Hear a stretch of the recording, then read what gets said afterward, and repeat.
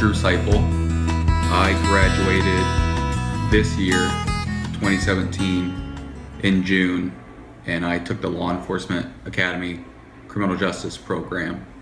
Well, my mom, she went to college at Northwest State, and then her dad, my grandpa, actually taught at Northwest State in like electrical engineering. So I was kind of already like had to go. Not so much had to go, but that was the obvious path, yeah.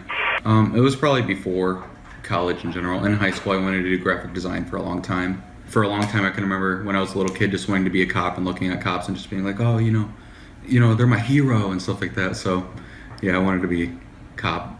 I enjoyed it. In high school, it seemed like they didn't so much like fail me, but it was more or less I feel like I didn't achieve what I wanted to academically. And then going to Northwest State, it felt like immediately I was like getting the aid and help that I needed to like achieve academically. I know a lot of people were really worried about the whole physical fitness aspect, but even then that really wasn't an issue. To go and run a little bit, do a few push-ups and sit-ups a day, to go find a career, that's nothing. I'll do that any day. Studying and everything like that isn't hard. You just had to do it. It was just doing it. It was all. They did a really good job, especially with stops and approaches. I can remember when I went through my field training here, when I did my first stop, I was nervous for sure, but I'm sure everyone was.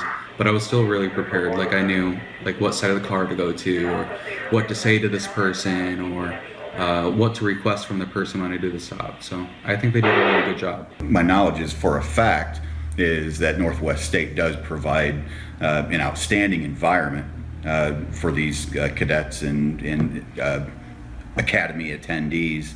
The training staff, the command structure of the academy is top notch. We have local police officers right here in Williams County that are teaching out at Northwest State.